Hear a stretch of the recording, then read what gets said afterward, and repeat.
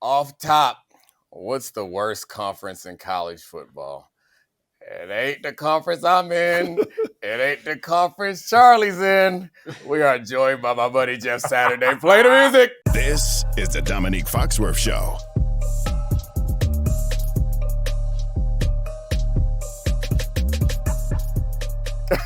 Welcome to the Domonique Foxworth Show. I'm a proud member of Bottom Dweller of the Big Ten. Hey, we are part of it, man. No. I'm the one who gets to gripe.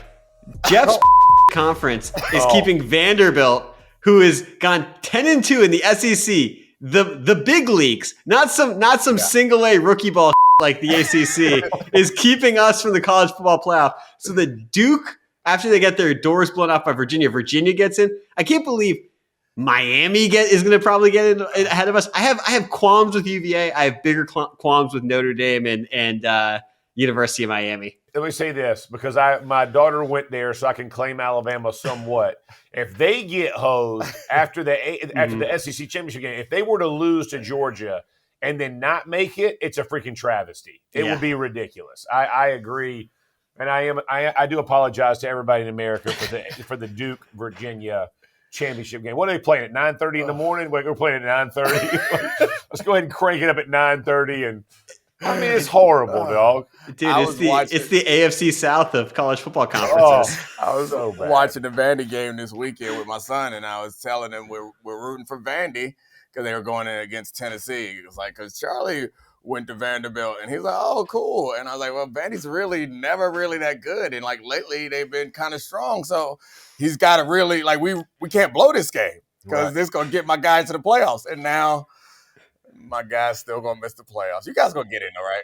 I was wondering if when you told Declan that I went to Vandy and he should be rooting for them, I was wondering how developed his troll instinct was. And if he was going to be like, nah, screw Diego Pavia, screw this team, I'm out. You know him so well. It was in there. It took us a while to come around to it. Once Vandy started winning, I think he was really on board. But prior to that, he was like, iffy. Yeah, that orange is really pretty. It's really bright.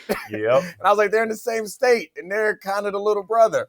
And then I was like, kinda. Yeah. I was like, but Vanderbilt is like a really smart school. Like they're thought of as a smart school.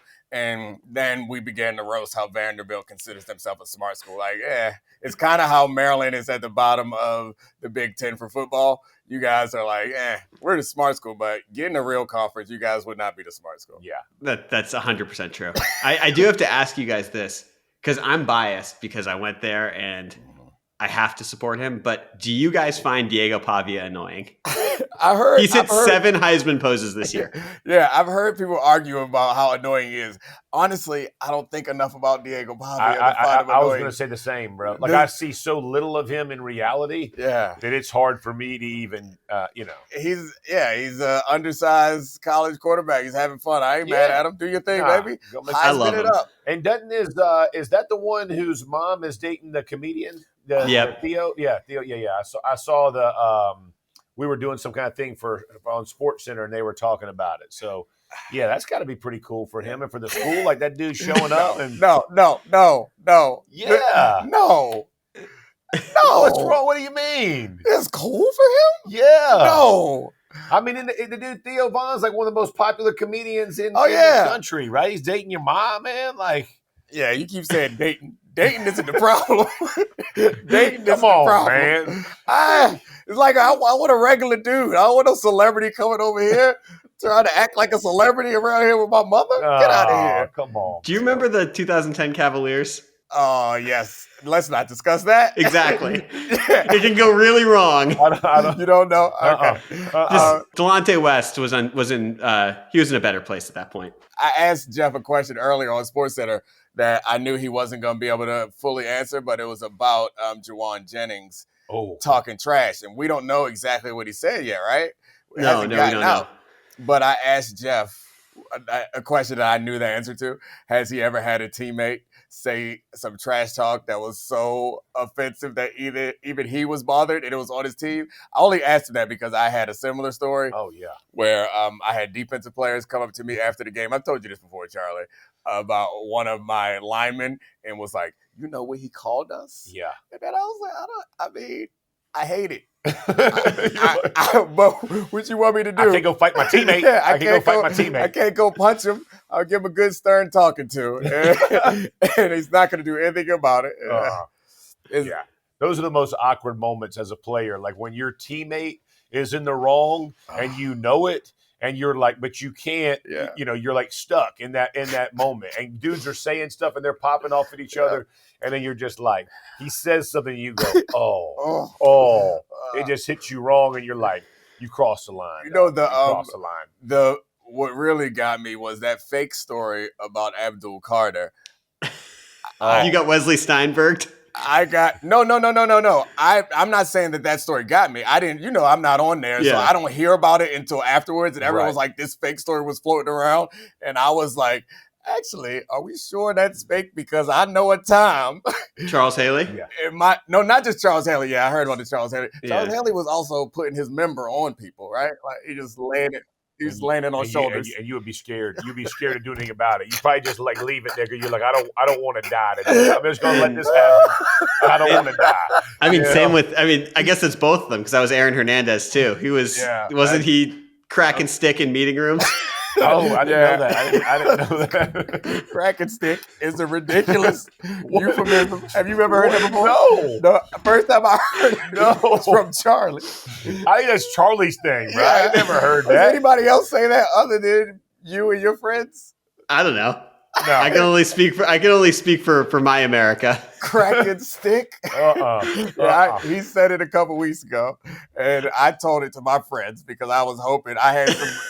I found some other whites, And you were like, I found a different some circle of white whites, and my other white friends. I was like, "Hey, this man talking about crack and stick." They were confused. Yeah, never. What did they say? But they had an even better term for it. Whatever. It was along the similar lines. I gotta say, I do have to ask you guys.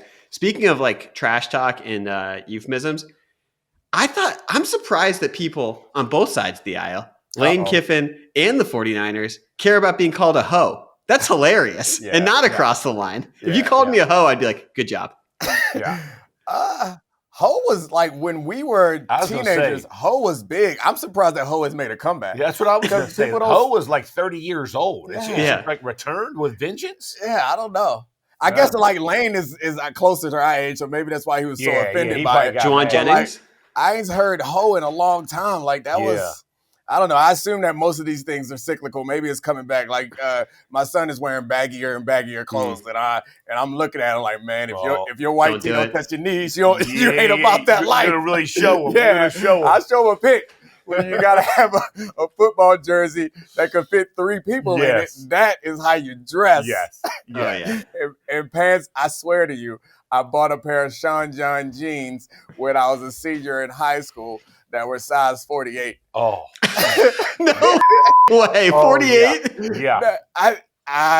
They might have been lower, like 42. I wear a 33 now. You had to be a 28 then when you were in high school. No, I was a senior, so I was probably about the same, like 30, 32. Dude, my son Josh used to do that, dude. He goes to like the thrift stores and buys these pants that would fit me.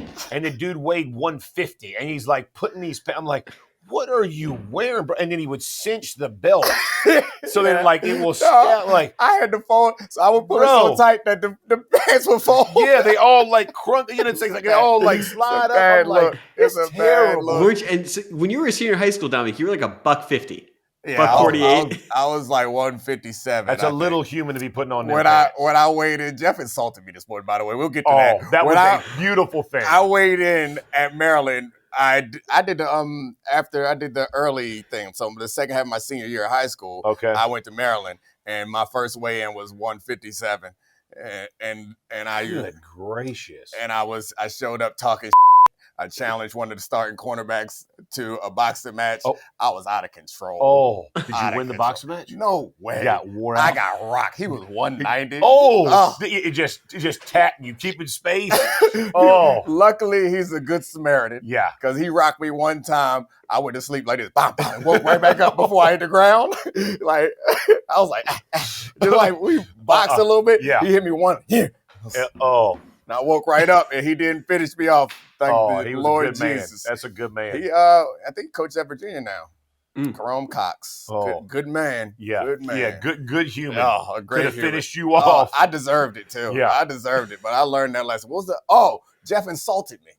Oh. It wasn't even me, but I had to stand up for McCourty. We were sitting there talking about ridiculous. I love that you don't know which McCourty it is. I know You just say McCourty. It's J-Mac. Yeah. Yeah. Okay. Yeah. I know the McCourty. Come I only know one of them. Yeah. Only one works with us. I haven't met the other one. Yeah. I just said McCourty. Because it's the same to you, right? Yeah. It'd be like know if the you called difference? Amen or Asar Thompson, if you're just like, the Thompson. Yeah. It's like, that's a dead giveaway that you're not 100% sure. No, I'm 100% sure, but I'm not talking to you. I'm talking to the audience. Nobody Okay. needs to know which McCourty. But the point is, it was a McCourty. Come on, Charlie. If I tell you the difference, what you gonna say? Yeah. You don't know the difference? None. Unnecessary clarification. I'm being efficient. Okay, communicator, continue. and you slow me Continue down. on. You're right, I'm wrong. Hand up accountability. As always. We were talking about Jeff and I both have these weird encounters with weapons manufacturers. Yeah. And we're talking, it's weird. We were talking about, I was in Robert Kraft's box more than a decade ago, and there was a executive from Raytheon there, and he was telling me about the things that they were developing and how there was some stuff that he couldn't tell me about. He was like, we have a radar that can tell you, we were in New England, that can tell you the spin of a ball that's leaving McCovey Cove. And I was like, oh, that's nuts. That's crazy. Right. And Jeff was talking about some other technology that some guy had showed him. And then he was like, yeah, it's all for little guys like you. And he was talking to a McCourty. And I was like, little? Yeah. Like, you're not little. We real size humans. We're not little guys. And then later on, fast forward, we get on the set. McCourty had forgot his jacket today at home. So he's which there. McCourty? The only McCourty I know. Yeah. So I was like, J-Mac, he's like, so he sits down and we're at the desk for Get Up, and he's like, we are like, oh yeah, J-Mac forgot his jacket. And Greeny goes, oh, just in case you ever know, I got 7 jackets upstairs. And J-Mac's like, oh no, I probably couldn't fit in your size or whatever. He goes, what size do you wear?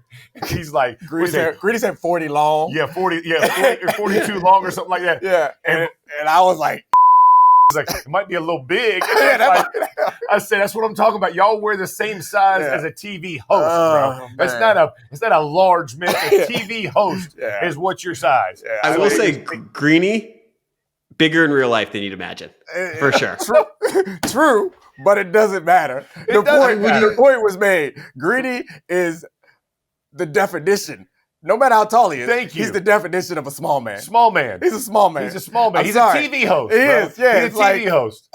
Come on. This is like when I thought Dan Levitard was 5'7", and I met him in person. He's 6'3", 270. And I was like, you look like a guard at Iowa. You don't look like a TV host. They can surprise you sometimes. Let's go. You're a little large with the body type there, bud. He's tall. He's tall, but he don't got a. No, he does not have a lineman body. So he would play a guard on a TV movie.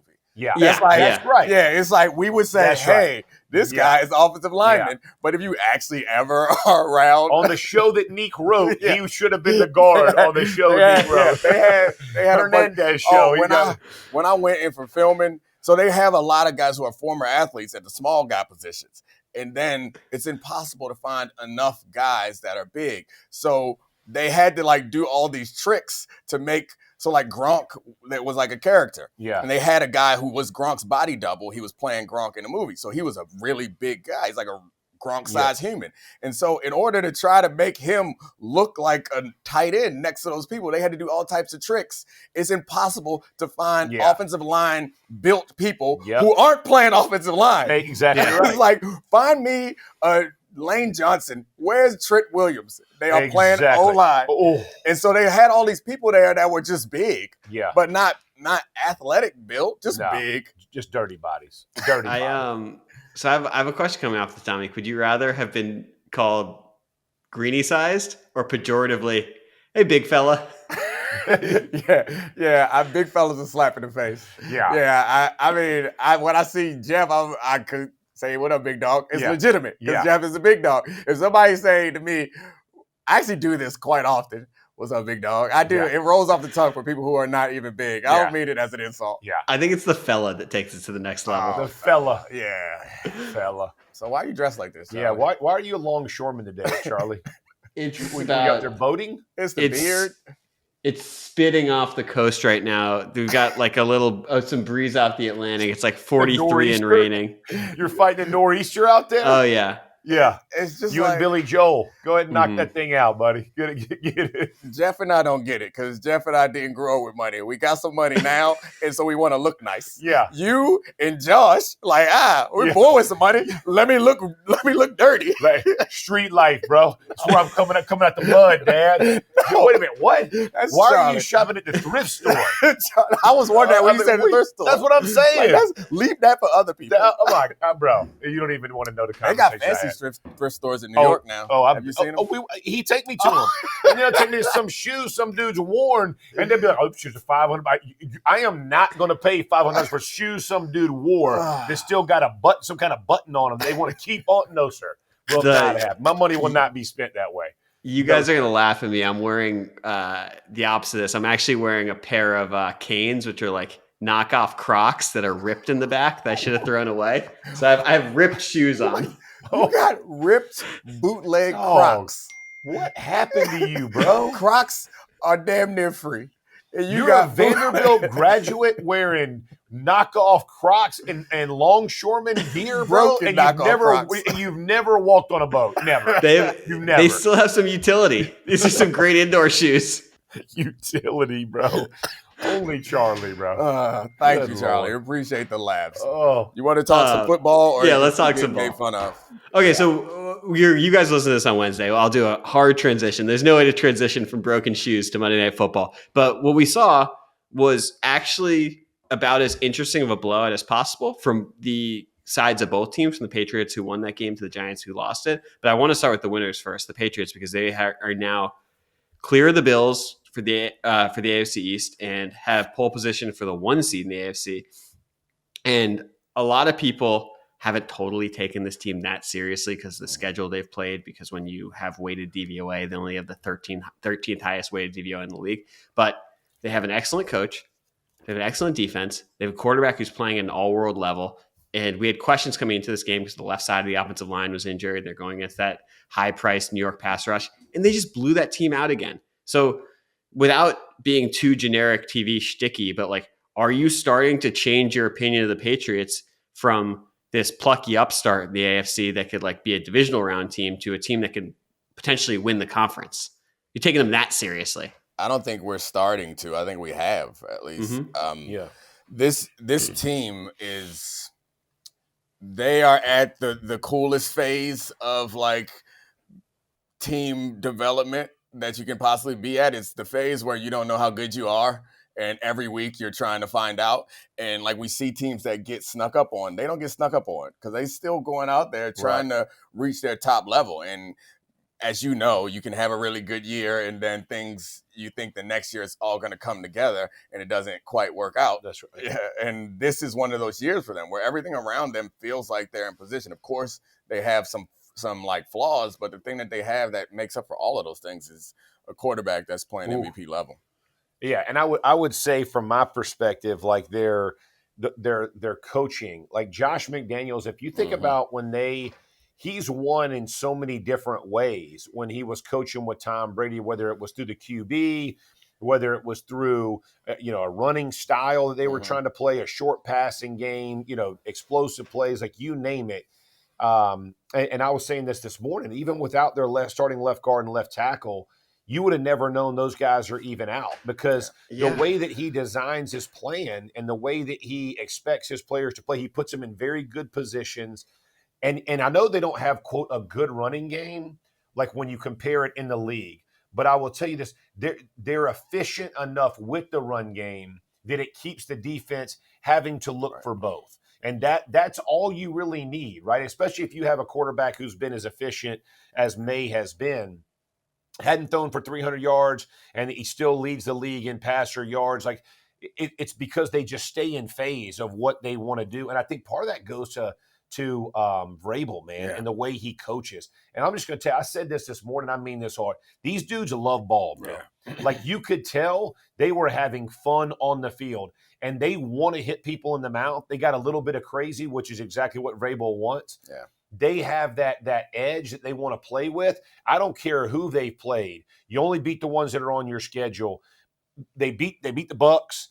They beat the Bills, right? Like, they beat teams that you would go, okay, that's the only difficult ones they've had on their schedule so far. But man, and they're beating the bad teams down. Yeah, like, they leave no doubt. They leave no doubt to me. Yeah, and that's to the point I was making about them. Like, they look like they're having fun because they haven't gotten to the pressure point. Right. Like, when you have an upstart season like this, like next year, it's gonna be less. It's gonna be a little less fun. We're gonna have expectations, and people are gonna. Yeah, it's the same thing that we saw this year with the Commanders. It's like you get a lot more pressure, and you see it in the late stages with the Eagles, in the late stages with the Chiefs. Yeah, I remember we almost like had an emergency episode recording because Charlie saw Patrick Mahomes smile one time in a game. It was like, oh, he's still happy. It's like this. It changes. The pressure changes and the expectations change. And right now, it's super fun sneaking up on everybody. Well, not sneaking up anymore, but like surprising people with how good they can be. And Drake Maye, I think we are celebrating how good this team is.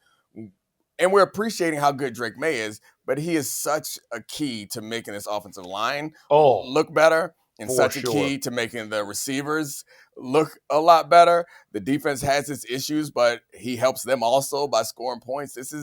We've built the game such that the quarterback matters a great deal. Yep. And that's why you can go from having a top 5 pick a year ago to being the number 1 team in the AFC this year. I mean, I think you go no further than like the third play of the game on offense, and they bring a blitz off the edge, off the left side, unblocked, and another guy beats the tackle, I think, pretty clean. I think it was Burns beat the guy clean. They're both bearing down, and ball comes out. You know what I mean? Like he shakes a guy off, rolls out to the right, throws the ball away. Like those type of plays from a quarterback, man. I mean, they're literal game changers. Like, people don't realize like a sack what that does, but it's a literal game changer. So I mean, he took 1 sack last night. We're taping this on Tuesday. You're hearing it on Wednesday. He took 1 sack on Monday night. It's the 4th straight game he's only taken 1 sack, and this is an aggressive quarterback who likes plays to develop and likes to throw the ball down the field. Yeah, and I mean, we see this with other young quarterbacks. That's the story with Jackson Dart. That's the story with Jaden Daniels, who did this season. I guess his is sort of getting hit outside the pocket too, but last year, he averaged 3.8 sacks per game in the 9 games he played. That's from Ian Hartitz. And it's like, I didn't know if it was possible to learn how to start avoiding sacks. It totally changed the way you play. That's one of the things we're going to discuss with Jackson Dart. And it seems like Drake Maye, within 1 year, and I guess it's an adjustment to the system and adjustment to the offensive line, was able to do that. And like, let me read you a couple Drake Maye stats. One's from NFL Plus, which is just QBs to win 10 straight games with an 80-plus passer rating in a season when they're younger than 24. Dan Marino and Drake Maye. Highest passer rating, 23 or younger. 113.8, Patrick Mahomes, 113.3, Lamar Jackson, 111.9, Drake Maye, 108.9, Dan Marino. We're now at a point where we have a lot of data in this season that Drake Maye is having one of the best seasons for a young quarterback in history. And the comps are young Dan Marino and young Patrick Mahomes, who are the 2 best young quarterbacks in the history of the league, and Lamar Jackson, who was a unanimous MVP. Like, it's weird because we have this anchor theory of from the first 3 weeks of the season of this Patriots team, when they lost to the Raiders, when they lost to the Steelers, and when they played that really close game against the Dolphins team that we didn't think is good. But in the 9 weeks since then, or 10 weeks since then, they have actually performed like a top of the NFL team. And I almost feel like we should throw those first 3 games of the season out as like, that is less indicative of who this team really is. You said a bunch of stuff, and I think I ranted. No, it's fine. One of the things that jumped out was about the like sack. He gets pressured a lot, and I guess his like pressure to sack ratio is probably pretty low. Like, he holds on to the ball. It's not that he's just only quick game. No, right. He gets pressured a lot, but he doesn't get sacked. But my guess is that has a lot to do with his maturity, and it also probably has a lot to do with Josh McDaniels. Yes. And like, I think Josh McDaniels is kind of feels like a villain in the sport, you know, like because he failed and at a head coach a number of times, and I don't know. Like, am I wrong about that, Charlie? Like, he kind of just feels like he's someone who people don't like. People think of him as I think his Raiders tenure, he got sort of the reputation as a difficult personality. Well, and why who was the team? It was the Colts, right? He turned down the Colts after taking the job. Yeah, one that's just so much fun to go be a part of. Give me a freaking break, dude. Look, the dude can coach it up as well as anybody, and he coaches up run game extremely well. And listen, a quarterback that what he's doing, like finding time in the pocket. Think about what made Brady so good for so long.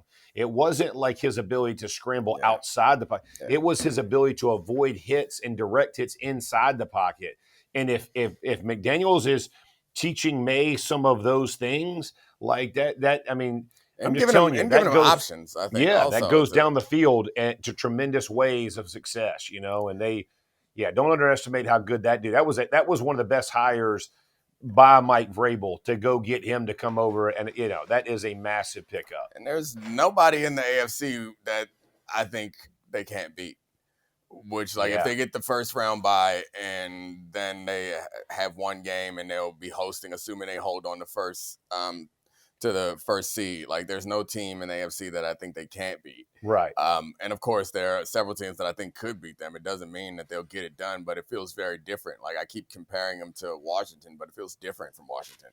Like, when they got into the playoffs and had like a surprisingly good season, I expected them to lose immediately. Then I thought they were going to lose again, and then they were in the conference championship, and they got 55 put on them. It got ugly.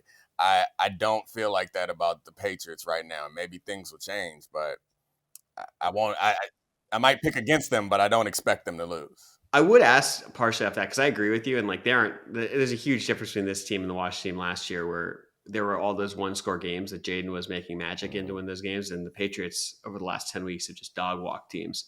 But do you think that's more of a symptom of how good this or more of a reflection, I should say, of how good this Patriots team is, or the weird spot we're at with the AFC where it feels like it feels like the Patriots are not fully baked yet, the Broncos are not fully baked yet, and those are two teams at the top of the conference, and that the Bills, the Chiefs, and the Ravens are at a very different point in the life cycle of what this team is. And like, I know we'd been fooled by the Patriots having a 20-year run, but that's not normal in the NFL. No, that's not.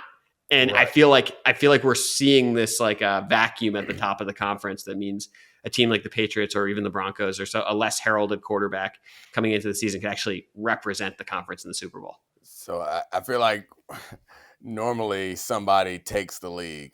It seems like you're saying that these teams aren't quite ready to take it yet, but those other teams have already given it up. We're just like in a transition period where they're like two trains passing in the night. One is headed up and the other group is headed down. And we're at this point where they haven't quite passed yet.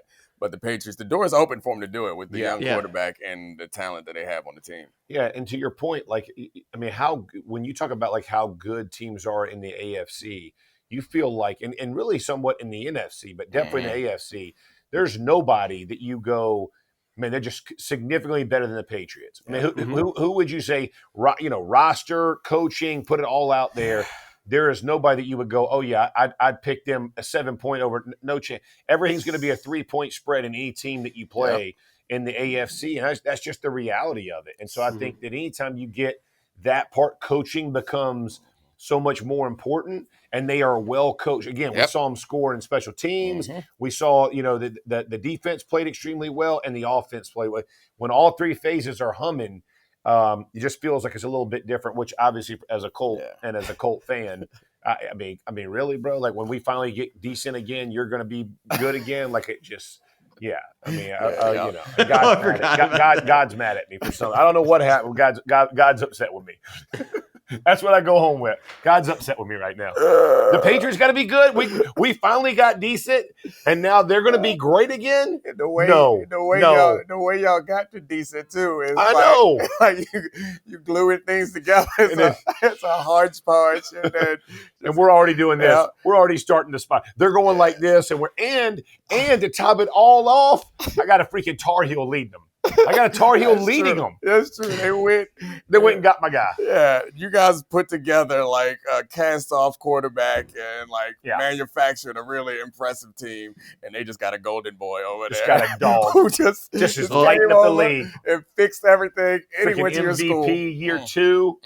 Oh my gosh. Man, that it is funny how that repeats itself. Golden boy quarterback. I mean, I guess this one was drafted far higher. The Colts with a quarterback who's recovered from a neck injury, who's now having a lower body injury derail his season. That's We're not talking about tough. that. That's at the end. That's that's the the end, we bro. talking about earlier. From the beginning. Yeah, geez. Golly, Charlie. Yeah. it's just those are facts. Charlie loves salt He wings. does. He does. Coming off this toss-up, PTI style toss-up, it feels like the MVP is coming down to Drake May and Matthew Stafford. From that group, who are you giving it to? I would give it to Maye. I think from the expectations of what you started with and what he has around him to what he's done, I think he has raised the level of those guys around him.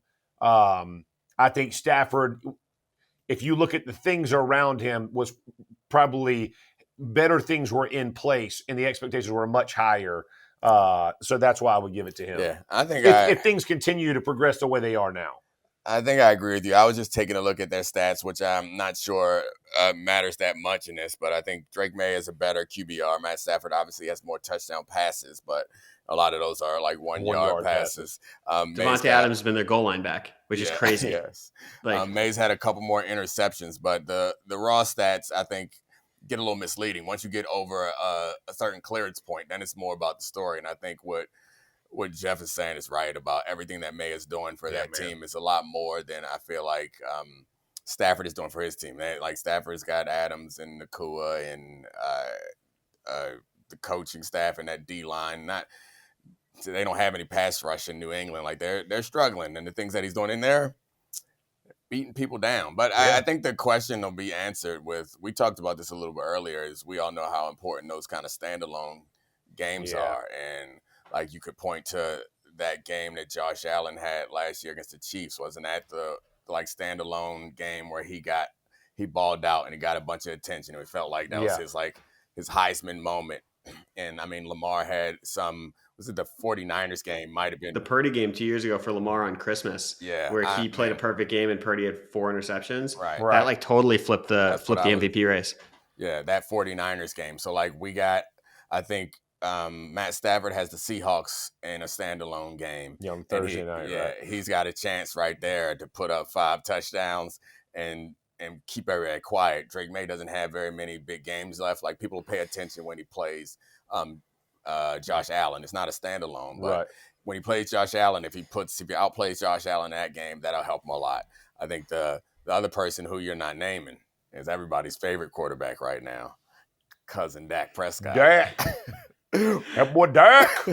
He is killing, man. Killing it, bro. Him and I guess you could have to include Joe Burrow in the conversation also. No. If Burrow plays 7 games, no, and they win out. Saying because my argument, I guess Dak will have value.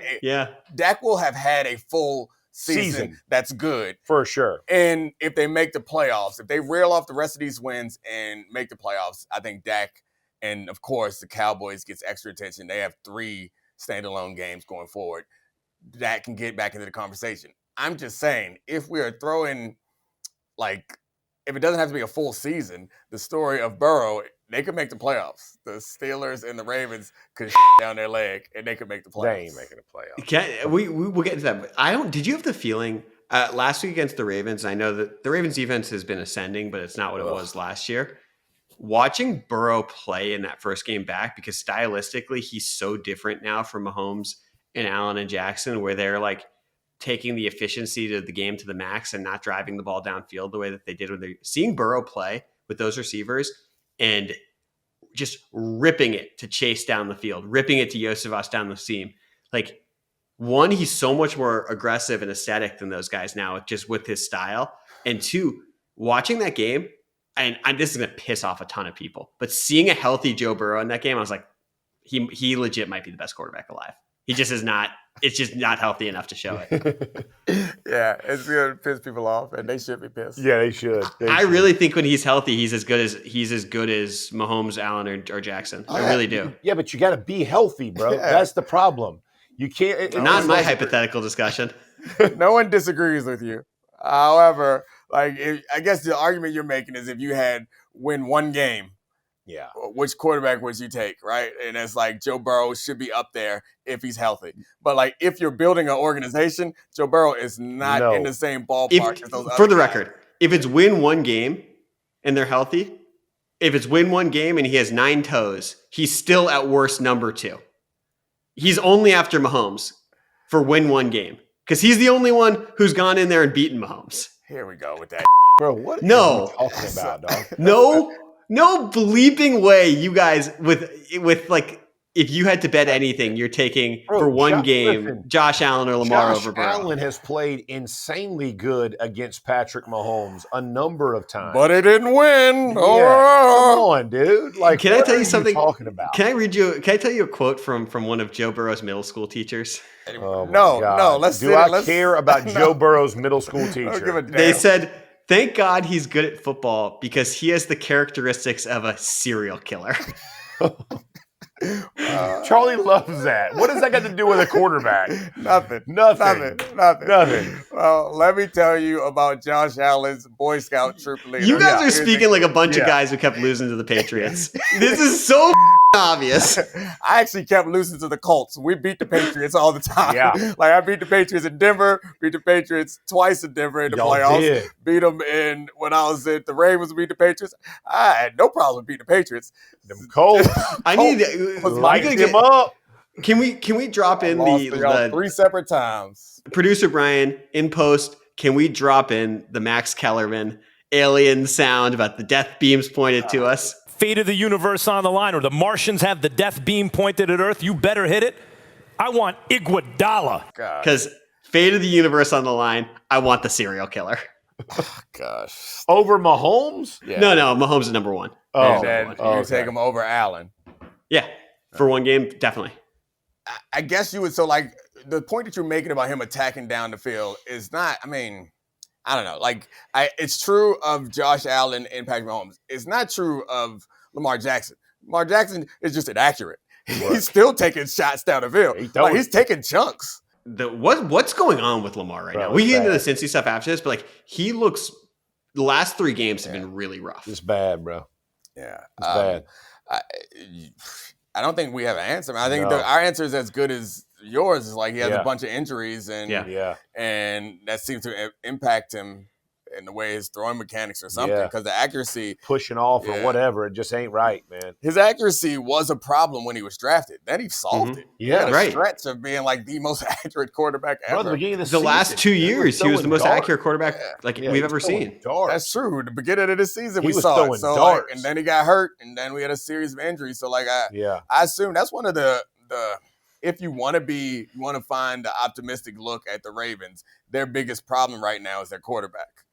And if they that can solve that, fixed, which is reasonable, then they could feel a lot better. That's not the same for a lot of these other teams. And Joe Burrow, man, he's really Joe Burrow. great, You might but- get him for a half, dog. We don't even know if we're getting him for a half. We don't. By the way, one of the weird things about the Ravens regression a tiny bit is Hayden Wings tweeted this out, and I know there are other stats before he's rushed in goal line carries the last 2 weeks, but that Derrick Henry up until 2 weeks ago had 17 carries inside like the 5-yard line, was averaging less than 1 yard a carry. And Hayden Wings tweeted out all these stats about how his regression has been in short yardage.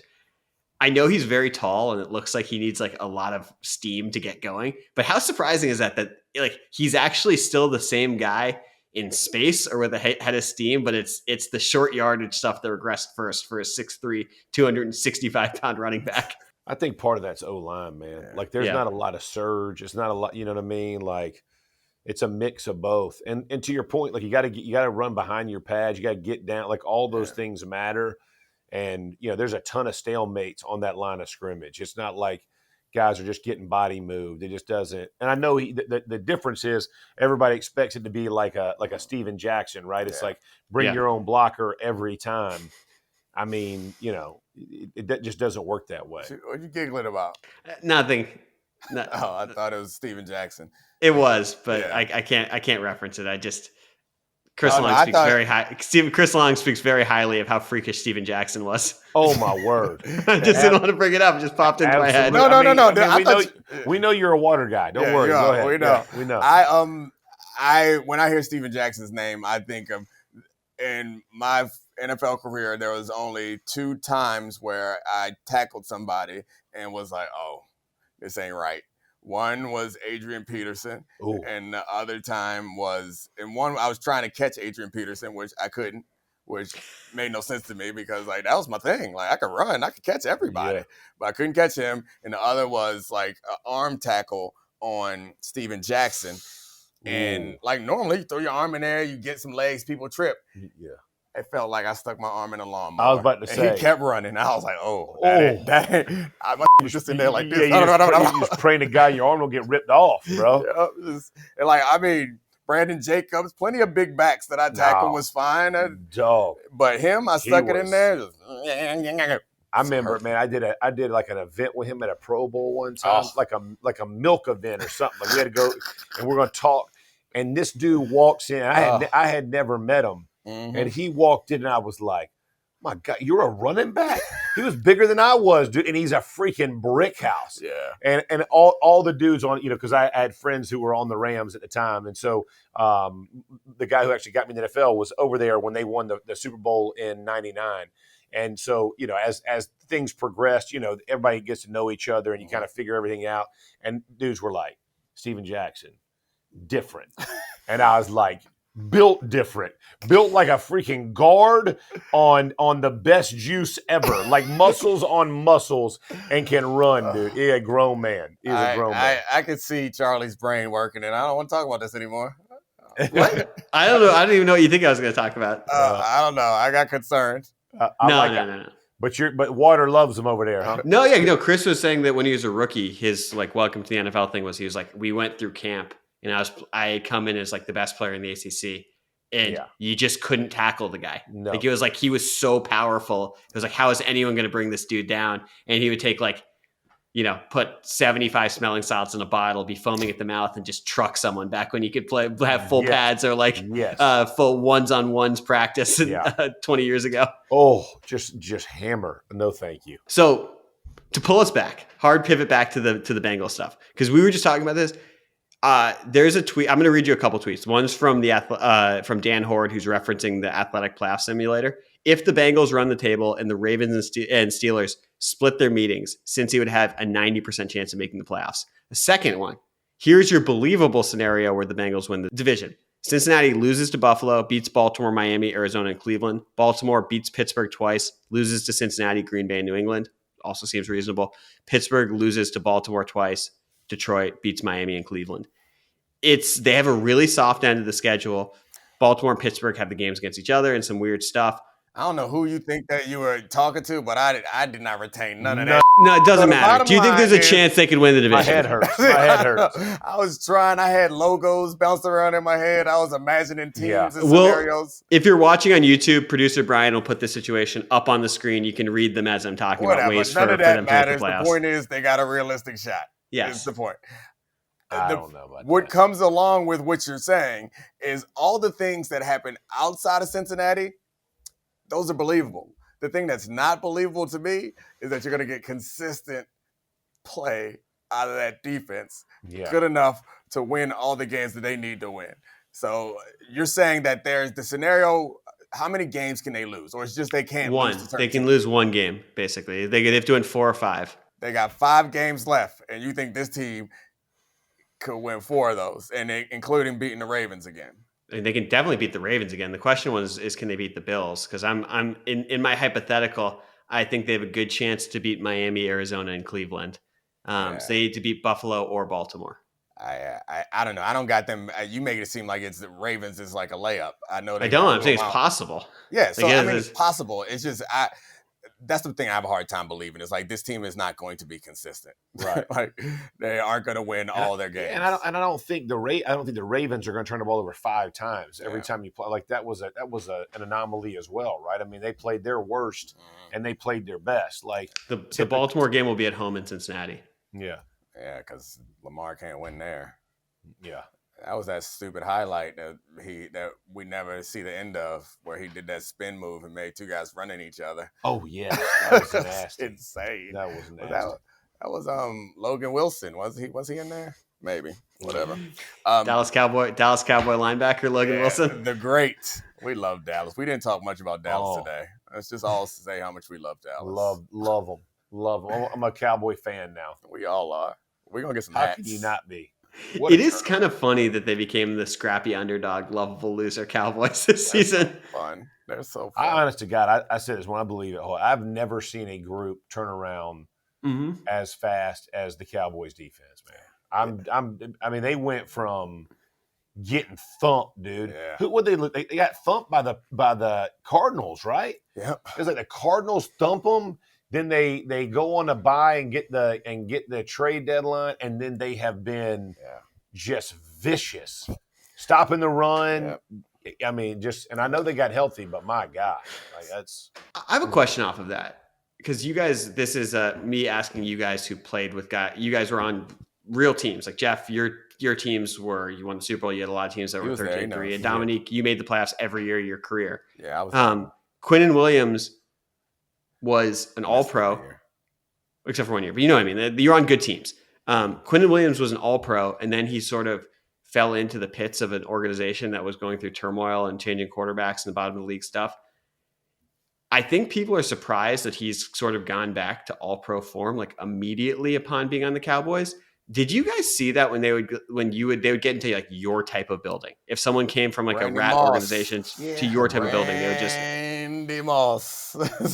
Yeah, that's the first name that comes to my mind, because he was Randy Moss in Minnesota, and then I got drafted and he went to Oakland and was ineffective and disappeared. Then he goes to the Patriots and they have the best team in the history of football. Yeah. But yeah, I mean, I think it matters. What do you? 100%. I mean, we had all kind of guys. I mean, and we used to talk about this. Even good players, though, that like the culture you're building matters. When guys walk in, man, and they see, hey, we're all early. We all go to these meetings together. We all do dinners together on this day or that time or whatever that looks like. This is how we build our team. This is how we receive coaching. Here's how we discuss it when we got an issue with each other. All those things. Absolutely, the building matters. There's beyond a shadow of a doubt. And let me tell you, you can fall in love with getting a paycheck on Monday and not worrying too much about Sunday, bro. I mean, I don't care what anybody says. That, you know, you get that mentality. Some old vets go, oh man, check still cashes, and guys starting to believe it, man. But it's a completely different mentality for sure. Yeah, and it also gets people in trouble too, because I think you sign people thinking that the problem is the building. Sometimes guys are just spent, but you can bring guys into a situation, and oftentimes you ask them to do fewer things. And if you're a star player, like the Quinnen Williams situation, I think is probably a combination of putting more and more pressure on him and frustration, and also like a helplessness. Yeah. Will be my guess when you walk into that building year after year, just being like, I can't do anything. Right. And then you land somewhere, which, like, I'm not sure that the Cowboys culture is the best, whatever, but you land somewhere where you feel like you got something to play for, a reason to play. Yeah. And it can change the type of player you are. And also better coaches asking you to do the right things. Yeah. Or I was asking about you to do the say, things that you like, do well. their culture seems pretty cool. Like, we see the Schottenheimer post-game speeches, and like people made fun of Jerry Jones's press conference. This goes back to your theory: the bad opening press conference, the better the coach, Domonique. Yeah. That like it wasn't even Schottenheimer's fault; it was Jerry Jones's fault. Basically, it was like, well, we couldn't get what we wanted, but this guy's in the building. I can't remember. It's like roughly that. But like his post-game speeches are awesome. The dudes are going nuts for him every single week. Right. We thought that Tomlin was the one who kept it'd be crazy to get if Tomlin doesn't want you, this guy must be nuts. And it's like George Pickens looks like he's having the time of his life in Dallas. Word. Like culturally, this team looks like they're having a lot of fun. They also look like they have a lot of FU post the Micah trade where they're like, everyone picked us to tank this year. Yeah. And that FU didn't show up until after the trade deadline, I guess. Yeah. they had a lot of FU from week they one. let the FU build up for 7 to 8 weeks. They were saving that FU. Yeah, they're like, just wait. Yeah, I got a lot of, I'm going to go, FU. Wait till I get up bye week. You just wait till I get a bye week to rest up. Charlie likes this. It simmers for Charlie, then slowly builds. Jerry Jones is a big extended release guy. It makes sense. It just took a few weeks. Oh, okay. Good I'll let gracious. you have that one. We'll end on that. Bada bing. Good job, man. Thank you for showing up. Get back on that boat. Go pull them crab in, big dog. Let's eat. Deadliest catch. I've seen some on that boat. Charlie would survive a day. An hour. An hour. How about when they throw just Charlie the gloves to put on? He'd be like, "Wait a minute, does somebody else wear these gloves? I can't put those on my hands. My mom said, don't put those on but there's germs in those gloves. Do we have an extra pair, new pair? Oh man, I would survive a day. I went fishing in Miami with Declan. We did deep sea trip and went out. And I got so nauseous. Oh. I got so nauseous. It was a windy day, and we were rocking around. Yeah. I sat down. He's like, "You all right, Dad?" Oh, yeah, I'm good. Yeah. My skin was all I take all that. I take all that stuff to knock it down. I take it all, bro. It beat it. Yeah. No. I'm taking naps. No. It wears me out. I got no sea legs. No sea legs. We're land people, Charlie. Yeah. All right. Thank you, Charlie. Except for you, Charlie. Yeah, that's What is that? What kind of hats he got on too? What's the little insignia there? Lacoste? Is that Lacoste? No, it's like a little. It's kind of a JJ McCarthy hat. It's like a little pin of a wolf. A wolf? Oh my word! You got a wolf? Did you add that? That is not a wolf. No. Bring that close to the camera. Let me see that wolf. That looks like wolf, like a platypus. Yeah, you got a platypus. Yeah, I ain't no wolf, dog. I ain't never seen no wolf that had little short legs like that. A wolf's tall, man. It's a 9. It's a 9 wolf. It's a JJ McCarthy wolf. Oh, 9. You know, platypuses secrete milk. I did not. Yeah, they don't have nipples. They just secrete milk. Good fact. Good fact. I just let that sit there awkwardly. Did you learn that? What was the cartoon that had the platypus on it? It's the two guys, like it's summer break, but I can't remember what it is. My kids watched it when they were growing up, but they have a platypus in there. There's an evil villain. So good. Charlie. Dominique, you used to make fun of me for doing on bottoms, weird facts at the end of the show, and you just did one. On bottoms? So I say off top, and Charlie wanted to introduce to the show I think at the end where he does an on bottom. No, Charlie. I was like, Charlie, I think we're good. No. We just keep the off tops. Yes. We don't need no on bottom. I want nothing to do with it. Me either. Bye, everybody. Thank you. Bye-bye. See ya. This is the Domonique Foxworth Show.